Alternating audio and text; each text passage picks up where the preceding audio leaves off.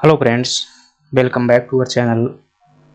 आज की जो पर्यावरण विज्ञान की इस कक्षा में हम देखेंगे ग्रीन हाउस प्रभाव और जलवायु परिवर्तन। दोस्तों ध्यानपूर्वक क्लास को देखिएगा, अंत तक है। निश्चित ही आपको इस क्लास से जो बहुत बेहतर तरीके से समझाने का प्रयास करूंगा। ग्रीन हाउस प्रभाव, आखिर ग्रीन हाउस प्रभाव है क्या? तो मैं सिंपल सी बात करूं तो कह सकता हूं कि ग्रीन हाउस गैसों का प्रभाव ही क्या है, ग्रीन हाउस प्रभाव है। परंतु क्या इतना काफी होगा? जी नहीं। चलिए इसकी डिटेल में बात करते हैं। सबसे पहले आपको पता होना चाहिए, मैं सिंपल सा बता दूं कि पृथ्वी के तापमान में जो वृद्धि होती है उसी को क्या कहते हैं? ग्रीन हाउस प्रभाव कहते हैं। और इस तापमान में वृद्धि होने के कारण दोस्तों क्या होता है? ग्रीन हाउस प्रभाव के कारण ही फिर क्या हो जाता है? जलवायु में हमारी परिवर्तन हो जाता है। और जलवायु में परिवर्तन होने के कारण हमें विभिन्न प्रकार के परिणाम दिखाई देते हैं। चलिए हम बारी बारी से एक चीज की बात करते हैं, चीज की। सबसे पहली बात करते हैं ग्रीन हाउस प्रभाव क्या है। तो मैं ग्रीन हाउस प्रभाव की बात करूं कि क्या है, तो सिंपल सा इसका है कि वायुमंडल, हमारा जो वायुमंडल है, वायुमंडल के तापमान में, वायुमंडल के तापमान में क्या होना? वृद्धि होना क्या कहलाता है? आपका ग्रीन हाउस प्रभाव कहलाता है। आखिर यह वृद्धि कैसे होती है? तो हमें जानना पड़ेगा सबसे पहले ग्रीन हाउस गैसों के बारे में, ताकि तब हम बेहतर तरीके से समझ पाएंगे। ग्रीन हाउस प्रभाव की अगर बात करें, ग्रीन हाउस गैसों की मैं बात करता हूं सबसे पहले ग्रीन हाउस गैसों की, क्योंकि इन्हीं की वजह से क्या होता है? तापमान में वृद्धि होती है। ग्रीन हाउस गैसें की बात करूं तो ग्रीन हाउस गैस मैं शॉर्ट में लिख देता हूं। तो ग्रीन हाउस गैस कौन कौन सी हैं दोस्तों? 6 ग्रीन हाउस गैसें हैं। 6 जो हैं ग्रीन हाउस गैसें हैं। इनमें से अगर बात करूं तो 3 जो है महत्वपूर्ण है, पहली, दूसरी और तीसरी। और शेष जो 3 हैं इन्हें द्वितीयक गैस मतलब द्वितीयक रूप से माना जाता है। तो प्राथमिक रूप में कौन सी हैं? 3 हैं। और द्वितीयक रूप में कौन सी हैं?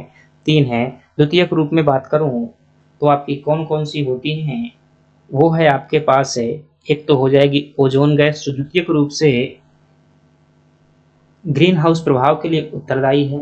देन मैं बात करूं दूसरी तो वो हो जाएगी आपकी एनटीओ, नाइट्रोजन ऑक्साइड हो जाएगी। तीसरी मैं बात करूं तो वो है आपकी CFC। ये क्या हो जाती हैं? द्वितीयक गैसें हो जाती हैं। प्राथमिक गैसों की अगर बात की जाए दोस्तों तो वो होती है जलवाष्प, जलवाष्प होती है। और दूसरी बात की जाए तो वो होती है आपकी कार्बन डाइऑक्साइड CO2। और तीसरे नंबर की बात की जाए तो वो होती है मीथेन। मीथेन को सूत्र जो होता है वो है CH4 होता है। दोस्तों जलवाष्प की बात करें, इनकी मात्रा की अगर बात करूं तो जलवाष्प जो है वायुमंडल में कुल ग्रीन हाउस गैसों में से 60% है। कार्बन डाइऑक्साइड की बात की जाए तो ये आपकी कितनी है? 26% है। और मीथेन की बात की जाए तो ये 4 से लगा करके 9% तक क्या होती है? मीथेन होती है। दोस्तों यहाँ से प्रश्न बनता है, आप याद रखिएगा, शायद आपसे पूछ ले कि ग्रीन हाउस गैसों में सर्वाधिक मात्रा किसकी होती है? सर्वाधिक मात्रा किसकी होती है? तो परसेंटेज से आप आसानी से अनुमान लगा लेंगे किसकी होती है? जलवाष्प की होती है। लेकिन आपसे पूछ लिया जाए कि ग्रीन हाउस प्रभाव के लिए सर्वाधिक उत्तरदायी गैस कौन सी है, तो कौन सी है? यह है ग्रीन हाउस जो इफेक्ट होता है, यानी कि ग्रीन हाउस जो प्रभाव होता है उसके लिए क्या है? उत्तरदायी है सर्वाधिक रूप से। क्यों? क्योंकि कार्बन डाइऑक्साइड गैस के द्वारा ही दोस्तों क्या किया जाता है? अवरक्त विकिरणों का अवशोषण किया जाता है। अवरक्त विकिरण का, अवरक्त विकिरण जो सूर्य से आते हैं उनके द्वारा क्या कर लिया जाता है? अवशोषण कर लिया जाता है। मीथेन की बात करूं दोस्तों, मीथेन को लेकर के भी खूब प्रश्न बनता है। एक प्रश्न बनता है इसके स्रोत के संदर्भ में कि इसका स्रोत कहां से होता है। दोस्तों याद रखिएगा, मीथेन एक तो कहां से निकलती है? धान के खेत से निकलती है। जो धान का खेत होता है वहां से निकलती है। जुगाली करने वाले जो जानवर होते हैं, जुगाली करने वाले क्या होते हैं? जो पशु होते हैं, जैसे गाय भैंस हो गई। इसके अलावा जो कोयला की खदानें होती हैं, कोयला खानों से भी क्या निकलती है? मीथेन गैस निकलती है कोयला खानों से। एक और मैं बात करता हूं दलदली क्षेत्रों से। दलदली क्षेत्रों से भी क्या निकलती है, मीथेन गैस निकलती है। तो आई होप आप ये सवाल समझ गए होंगे। ये मोस्ट इम्पोर्टेंट है, कई बार ये प्रश्न आ चुका है कि निम्नलिखित में से धान के जो मतलब मीथेन गैस होती है उसका स्रोत कहाँ से नहीं होता है या कहाँ से होता है, तो आप आसानी से बता पाएंगे इसके बाद में। अगर आपसे पूछा जाए कि सर्वाधिक रूप से ग्रीन हाउस प्रभाव के लिए उत्तरदायी गैस कौन सा, तो आप कौन सी बताएंगे, बताएंगे कार्बन डाइऑक्साइड। लेकिन सर्वाधिक मात्रा पूछ ली जाए तो आप कौन सी गैस बताएंगे, जलवाष्प बताएंगे। अन्य गैसों के रूप में ये हैं जो 1% से भी कम उत्तरदायी हैं। तो ये क्या थी, ग्रीन हाउस गैसें थी। चलिए हम चित्र के माध्यम से समझने का प्रयास करते हैं। इसे मैं मिटा देता हूँ, आई होप आप समझ गए होंगे।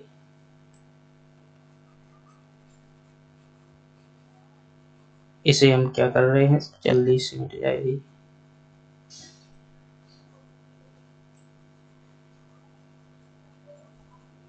चलिए इतने में ही बात कर लेते हैं, इतने में आसानी से हमारा जो है चित्र बन जाएगा और समझने भी आ जाएगा। यहाँ गैसें भी लिखी रहेंगी। तो यहाँ पर जो मैंने गैस लिखी थी वो गैस कौन सी थी, CO2 थी। और यहाँ पर जो गैस लिखी थी वो कौन थी, मीथेन थी। अब समझिएगा बात को, यहाँ पर जो है मैंने क्या लिया, ये मान लेते हैं ये क्या है, सूर्य है। ये क्या है, सूर्य है। मैं एस लिख देता हूँ सन, और नीचे में क्या बना देता हूँ, पृथ्वी बना देता हूँ। ये मान लीजिए यहाँ पर जो है, यहाँ पर क्या है, पृथ्वी है। ये क्या है, पृथ्वी है। अब जो सूर्य की विकिरण यहाँ से चलेगी, देखिएगा कि सूर्य की विकिरण जो है यहाँ से निकलेगी, इस प्रकार से सूर्य की विकिरण आती है इस प्रकार से, और पृथ्वी से टकराकर क्या हो जाती है, वापस पुनः वायुमंडल में चली जाती है। दोस्तों इस प्रकार से आई और पुनः टकरा करके कहाँ चली गई, वापस चली गई। लेकिन ग्रीन हाउस जो गैसें होती हैं, वो ग्रीन हाउस गैसें इस प्रकार से फ्रेंड्स, इस प्रकार से क्या बना लेती हैं, पृथ्वी के चारों ओर अपना आवरण बना लेती हैं। इस प्रकार से क्या बना लेती हैं, पृथ्वी के चारों ओर जो अपना आवरण बना लेती हैं। ये बन गया भाई आवरण, पूरी पृथ्वी के चारों ओर, यहाँ से भी नीचे से भी बन जाएगा। मैं ऊपर बस दिखा रहा हूँ। तो इस प्रकार से क्या बना लेती हैं, आवरण बना लेती हैं। चाहो तो मैं गैस की यहाँ पर नाम ले देता हूँ, वो कौन कौन सी गैसें थी। तो हमें पता है कि एक जैसे क्या हो गई भाई, CO2 हो गई मुख्य रूप से, एक क्या हो गई, मीथेन हो गई, और एक क्या हो गई, जलवाष्प, जलवाष्प हो गई। इस प्रकार से ये गैसें जो रहती हैं। अब यहाँ से जो सूर्य के विकिरण चलते हैं, क्या चलते हैं, विकिरण चलते हैं। सूर्य के विकिरण पृथ्वी पर आते हैं। ये विकिरण 3 प्रकार के होते हैं दोस्तों। कौन कौन से होते हैं, एक होते हैं आपके सामने परावैगनी विकिरण होते हैं। समझिएगा ध्यान से, इसमें बेशक जो है आपको समझ अभी तक नहीं समझने को मिला होगा, जितना मैं बेहतर समझा दूंगा, बस आप ध्यान से क्लास को देखिएगा। एक होते हैं परावैगनी विकिरण, दूसरे जो होते हैं वो होते हैं आपके दृश्य किरणें होती हैं। क्या होती हैं, दृश्य प्रकाश होते हैं, इसे विजुअल लाइट भी कहते हैं, दृश्य विकिरण होते हैं। और तीसरे जो होते हैं आपके अवरक्त प्रकाश होता है, अवरक्त विकिरण होते हैं, अवरक्त विकिरण होते हैं। तो ये जो है परावैगनी विकिरण है, तो ये तो कहाँ जाते हैं भाई, ये तो आपकी जो है ओजोन परत है, उसके द्वारा क्या कर लिया जाता है, ओजोन द्वारा इसे खत्म कर दिया जाता है, अर्थात अवशोषण कर लिया जाता है। दृश्य प्रकाश पृथ्वी पर पहुंचता है तो इससे तापमान का कोई प्रभाव नहीं पड़ता है, क्योंकि यह देखने के लिए होता है। लेकिन जो अवरक्त प्रकाश होता है, यही क्या करता है दोस्तों, इसकी जो ऊष्मीय मात्रा होती है वो कौन ग्रहण कर लेता है, कार्बन डाइऑक्साइड ग्रहण कर लेती है। अवरक्त प्रकाश को कौन ग्रहण करती है, मैं यहाँ पे ले देता हूँ, कार्बन डाइऑक्साइड जो है वो क्या कर लेती है, अवरक्त, अवरक्त प्रकाश को क्या कर लेती है, ये ग्रहण कर लेती है। अब क्या होगा, जब ये ग्रहण कर लेगी तो पूरा वायुमंडल से क्या है, तापमान बाहर नहीं जाएगा, और यहाँ पर क्या होगा दोस्तों, टेम्परेचर क्या होगा, बढ़ने लगेगा। और धीरे धीरे क्या हो जाता है, पृथ्वी का वायुमंडल गर्म होने लगता है। जब गर्म होता है तो तापमान बढ़ जाता है। इसी तापमान में वृद्धि को क्या कहते हैं, ग्रीन हाउस प्रभाव कहते हैं। आई होप मैं ये क्या कर पाया हूँ, समझा पाया हूँ। अगली बात करें, यहाँ से प्रश्न बनता है, खूब प्रश्न यहीं से बनते हैं। ये प्रश्न जब हाई लेवल का आपसे एग्जाम पूछा जाएगा तो ये वाला प्रश्न पूछेगा कि कौन सी गैस के कारण जो है क्या होता है, प्रकाश मतलब पृथ्वी के तापमान में वृद्धि होती है, तो कार्बन डाइऑक्साइड गैस के कारण है। दोस्तों कार्बन डाइऑक्साइड गैस याद रखिएगा सामान्यतः जो है प्रदूषण का कार्य नहीं करती है, क्योंकि ये प्राकृतिक गैस है। जब इसकी मात्रा में वृद्धि हो जाती है तो क्या करती है, ये अवरक्त विकिरण को अवशोषित कर लेती है। अवरक्त विकिरण को अवशोषण करने के कारण वायुमंडल के तापमान में वृद्धि होती है, और इसे ही हम क्या कहते हैं, ग्रीन हाउस प्रभाव कहते हैं। तो आई होप मैं ग्रीन हाउस प्रभाव जो है समझाने में सक्षम हुआ होगा। आगे अगर बात की जाए ग्रीन हाउस प्रभाव की, अगर संकल्पना की बात की जाए, इसकी संकल्पना किसने दी थी, तो याद रखिएगा कि ग्रीन हाउस गैसों की जो संकल्पना दी गई थी जोसेफ फॉरियर के द्वारा दी गई थी 1824 में। कब दी गई थी? 1824 में जोसेफ फॉरियर के द्वारा जो है यह संकल्पना दी गई थी। यह प्रश्न भी आपसे क्या है पूछा जा सकता है वनडे एग्जाम में। तो इसकी जो संकल्पना, ग्रीन हाउस गैसों की संकल्पना किसके द्वारा दी गई थी, तो आप क्या बताएंगे? जोसेफ फॉरियर के द्वारा जो है संकल्पना दी गई थी। इतनी बातें समझ में आई कि ग्रीन हाउस गैसें हैं, उनके कारण क्या होता है। ध्यान रखना जो पृथ्वी का ऊष्मा बजट होता है, ऊष्मा बजट क्या होना चाहिए? ऊष्मा बजट हमेशा शून्य होना चाहिए, हमेशा शून्य होना चाहिए। अगर यह जो है शून्य से बढ़ गया अर्थात तापमान, ऊष्मा बजट मतलब पृथ्वी में जो मिलने वाली ऊष्मा है सूर्य से उसका बजट, मात्रा, अगर वह बढ़ गई तो फिर क्या हो जाएगा? तापमान वृद्धि हो जाएगी, तब भी ग्लोबल वार्मिंग हो जाएगी। तो आई होप ग्रीन हाउस प्रभाव में समझा दिया। अब ग्रीन हाउस प्रभाव होगा तो क्या होगा भाई? वायुमंडल के तापमान में वृद्धि होगी। अब वायुमंडल के तापमान में वृद्धि होगी तो क्या क्या परिणाम हो सकते हैं, ये प्रश्न भी पूछा गया है आपसे। चलिए इसको मिटा देते हैं, फिर इसकी आगे बात करते हैं। अभी तो बहुत सारा है, चिंता मत कीजिए, बहुत बेटर तरीके से बाहर जो है कुछ भी प्रश्न आने वाला नहीं है। अगर आ जाए तो इस बात की गारंटी है। आप कमेंट बॉक्स में जो भी बोलना है बोल दीजिएगा, और यदि अभी तक चैनल को सब्सक्राइब नहीं किया चैनल सब्सक्राइब कर लीजिएगा। तो ये हमने क्या किया अभी,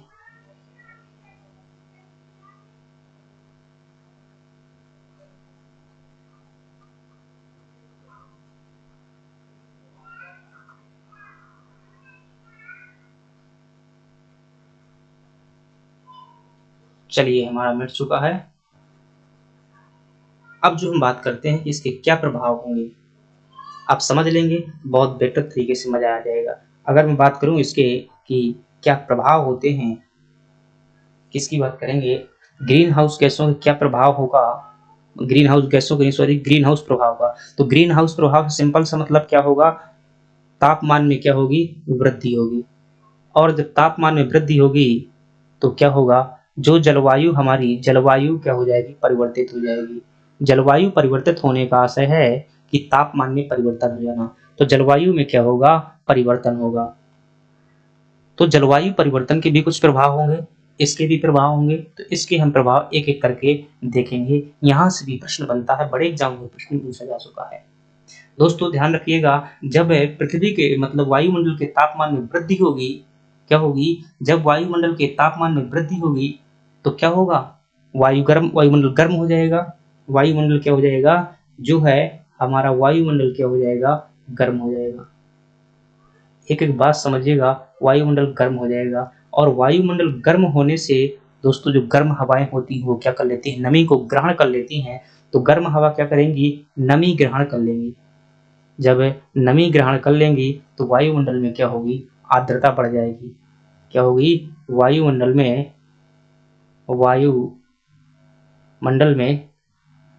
आर्द्रता क्या होगी? बढ़ जाएगी।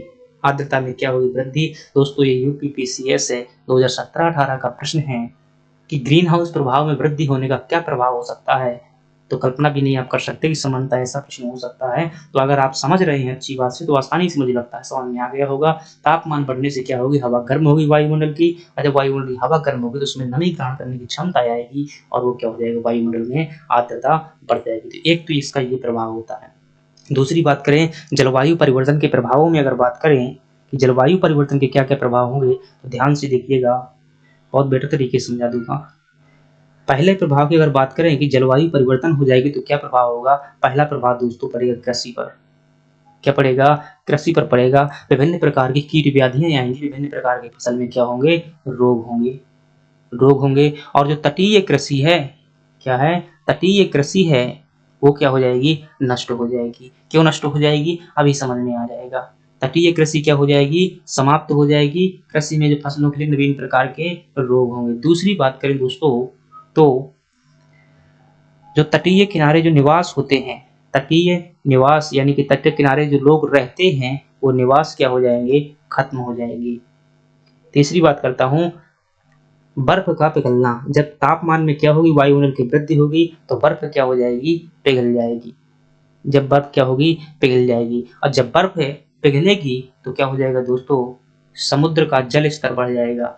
समुद्री जल स्तर, जल स्तर में क्या होगी, वृद्धि होगी।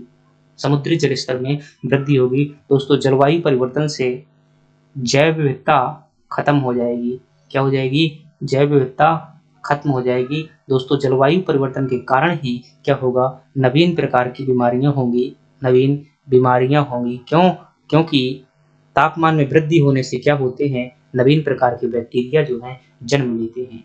आई होप अब देखना थोड़ी से उदाहरण के लिए यहाँ पर क्या हुआ भाई, वायुमंडल है, इस मतलब मान लेता हूँ ये पूरा का पूरा हमारा पृथ्वी के अंदर वायुमंडल है। यहाँ पर जो ध्रुवों में बहुत सारी बर्फ जमी हुई है, क्या जमी हुई है, बहुत सारी यहाँ पर बर्फ जमी हुई है। अब टेम्परेचर क्या हुआ, यहाँ का टेम्परेचर बढ़ा तो बर्फ क्या होगी, पिघल करके आएगी। मान लीजिए ये भारत देश है और ये गुजरात वाला दक्षिण का इलाका बना देता हूँ, यहाँ पर क्या भरा हुआ है, पानी भरा हुआ है। इस प्रकार से अब जब पानी बह करके आएगा तो यहाँ पर क्या आएगा, पानी आएगा, समुद्र में जल स्तर में वृद्धि होगी। तो यहाँ पर जो धान की कृषि की जाती है, अधिकतम धान की कृषि कहाँ होती है, तटीय किनारे होती है। और तो क्या हो जाएगा, यहाँ पर पानी भर जाएगा, जल स्तर बढ़ेगा, यहाँ रहने वाले लोग होंगे वो भी प्रभावित होंगे। आई होप आप ये समझ गए होंगे जो मैंने समझाया है। तो हमने क्या देखा, ग्रीन हाउस प्रभाव देखा, किस प्रकार से ग्रीन हाउस प्रभाव होता है, किस प्रकार से तापमान में वृद्धि होती है, आर्द्रता में वायुमंडल में किस प्रकार से वृद्धि होती है, ये देखा, जलवायु परिवर्तन के प्रभाव होते हैं, ये देखा। फ्रेंड्स अगली बात जो करते हैं, जब इतना भयानक प्रभाव हो रहा है तो सरकार ने कुछ ना कुछ तो प्रयास किया ही होगा, राष्ट्रीय और अंतर्राष्ट्रीय पर कुछ न कुछ प्रयास किए होंगे। जी हाँ, एक प्रयास किया है और वहां से खूब प्रश्न आता है। क्या प्रयास किया है, चलिए बात करते हैं। थोड़ा सा इसे मिटा लेते हैं, पूरा एक साथ मिटाने का सिस्टम नहीं है शायद।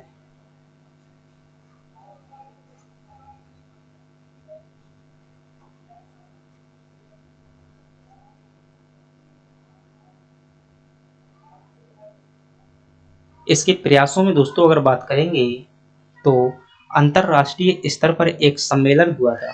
क्या हुआ था, एक सम्मेलन हुआ था। इस सम्मेलन को हम क्योटो प्रोटोकॉल के नाम से जानते हैं और क्योटो प्रोटोकॉल से जो है खूब प्रश्न आते हैं।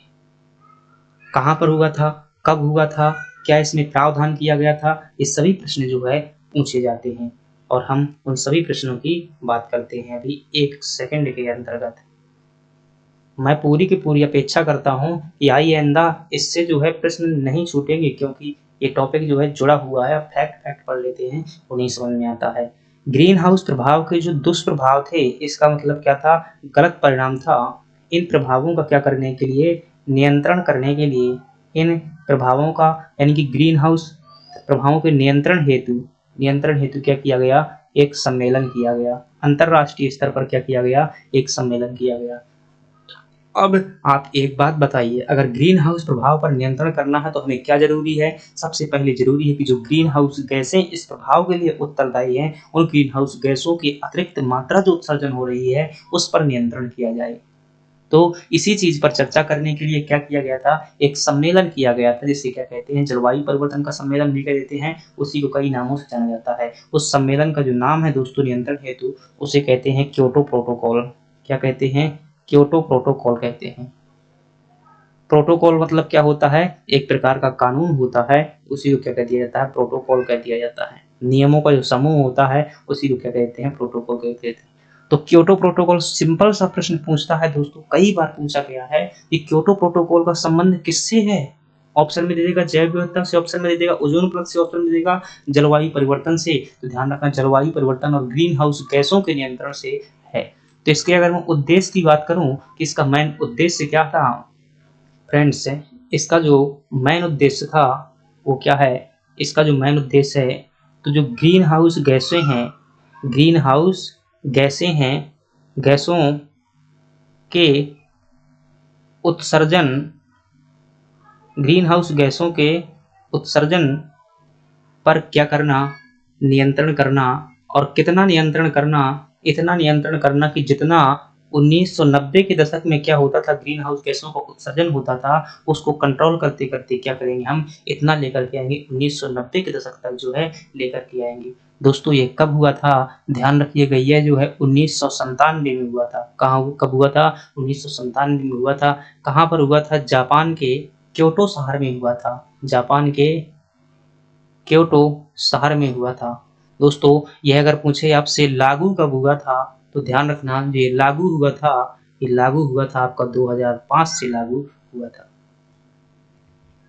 फ्रेंड्स इसमें जो है 6 प्रकार की गैसों के नियंत्रण पर बल दिया गया था। 6 गैसों के नियंत्रण पर बल दिया गया था, जिनकी हम बात कर चुके हैं। जैसे एक पहली क्या हो गई? जलवाष्प हो गई, जलवाष्प हो गई। दूसरी क्या हो गई? कार्बन डाइऑक्साइड हो गई। तीसरी क्या हो गई? मीथेन हो गई। चौथी क्या हो गई? CFC हो गई। पांचवी क्या हो गई? पांचवी गैस हो गई आपकी N2O। छठवीं क्या हो जाएगी? O3 ओजोन हो जाएगी। दोस्तों ये शुरू की जो 3 गैसें हैं, इन्हें प्राथमिक गैसें कहा जाता है। शुरू की 3 गैसों को क्या कहा जाता है? प्राथमिक गैसें हैं, जो प्राथमिक रूप से उत्तरदायी हैं। और ये जो है द्वितीयक रूप से उत्तरदायी है, उतना प्रभाव नहीं करती। तो यहाँ से भी PCS में प्रश्न बनता है कि प्राथमिक गैसों में कौन शामिल है, द्वितीयक गैसों में कौन शामिल है। आई होप इतनी चीजें आपको समझ में आ गई होंगी। तो किस लिए हमने किया था? ग्रीन हाउस गैसों के नियंत्रण के लिए किया था। और कितना लाना हमें? 1990 के दशक तक लाना। लागू कब हुआ था? 2005 में लागू हुआ था। कहाँ हुआ था? जापान में हुआ था। कब हुआ था? 1997 में हुआ था। और 6 गैसों के नियंत्रण पर बल दिया गया था। एक फैक्ट और याद रखना दोस्तों, बहुत इंपॉर्टेंट फैक्ट है कि कार्बन व्यापार की अवधारणा, कार्बन व्यापार की व्यापार की अवधारणा किस से संबंधित है? किससे संबंधित है? तो ये इसी में लाई गई थी, कार्बन व्यापार की अवधारणा। कैसी कार्बन व्यापार की अवधारणा? आपको समझ में नहीं आया। चलिए मैं उदाहरण लेता हूँ। एक देश है आपके पास में भूटान। क्या देश है? एक है भूटान, और दूसरा देश क्या है आपके पास में? अमेरिका है। तो कितना भी भाई कंट्रोल करें, तो ये तो अमेरिका तो कार्बन डाइऑक्साइड को उत्सर्जन करेगा ही। क्यों? क्योंकि यहाँ पर इतने ज़्यादा वाहन, इतना ज़्यादा डीजल की खपत होती है, इतनी ज़्यादा पेट्रोल की खपत होती है, इतनी ज़्यादा कोयला की खपत होती है। लेकिन भूटान क्या है? एक छोटा सा देश है। यहाँ पर जो है पर्यावरण बहुत ज़्यादा है, जनसंख्या बहुत कम है, यहाँ पर उद्योग भी नहीं चल रहे हैं। तो यहाँ पर जो है कार्बन का उत्सर्जन क्या होगा? कम होगा। तो एक निश्चित कोटा फिक्स किया गया था दोस्तों। मान लीजिए, उदाहरण के लिए मान लो कि प्रत्येक देश को यह अनुमति दी गई थी कि वह 1000 टन तक क्या कर सकता है? कार्बन का उत्सर्जन कर सकता है। ये मैं उदाहरण दे रहा हूँ, ये थोड़ा सा अलग है, यूनिट कुछ और भी हो सकता है। मैं सिर्फ उदाहरण के लिए बता रहा हूँ कि माना फिक्स किया गया कि प्रत्येक देश क्या कर सकता है? 1000 टन जो है कार्बन डाइऑक्साइड या कार्बन का उत्सर्जन कर सकता है। लेकिन अमेरिका ने क्या कर दिया भाई? 10,000 टन उत्सर्जन कर दिया। अमेरिका ने कार्बन कितना उत्सर्जन कर दिया? 10,000 टन कर दिया। और भूटान ने कितना किया? 200 टन किया। 200 टन किया। तो इसका क्या बन गया? 800 टन जो है इसके पास प्लस में है, ये चाहे तो उत्सर्जन कर सकता है, वरना चाहे तो नहीं कर सकता। तो ये जो इसने क्या कर दिया? ज़्यादा कर दिया, इसने क्या कर दिया? कम कर दिया। दोस्तों जो विकसित देश हैं, वो जो मतलब कमज़ोर देशों से क्या लेंगे? उस कार्बन कोटा को खरीदेंगे और अपने कोटा में लेंगे। और ये कार्बन कोटा के बदले क्या दिया जाएगा? या तो तकनीकी दी जाएगी, या तो कमज़ोर देशों के लिए पैसा दिया जाएगा। किसके द्वारा? विकसित देशों के द्वारा। यही क्या था? कार्बन व्यापार की अवधारणा थी, अर्थात कार्बन का व्यापार करना। आई होप मैं आपको ये चीज़ समझाने में जो है सक्षम हो पाया होगा कि जो है कौन-कौन सी इसमें चीज़ें शामिल थी, क्या-क्या हुआ था, ग्रीन हाउस प्रभाव क्या है, ग्रीन हाउस गैसें कौन-कौन सी हैं, जलवायु परिवर्तन क्या है, जलवायु परिवर्तन के प्रभाव क्या होते हैं। क्लास को आप दोबारा देखिएगा, यकीन मानिए बहुत बेटर तरीके से समझ पाएँगे। दोस्तों अगर क्लास पसंद आई हो तो आप क्या कीजिएगा, चैनल को सब्सक्राइब कर लीजिएगा और वीडियो को लाइक कर दीजिएगा, प्यारा-सा कमेंट ज़रूर करिएगा। अदरवाइज़ पसंद ना आई हो तो कोई दिक्कत नहीं है भई, कमेंट में ज़रूर बता दीजिएगा कि यहाँ पर कमी रही है, ताकि हम अगली बार क्या कर सकें? सुधार कर सकें। धन्यवाद।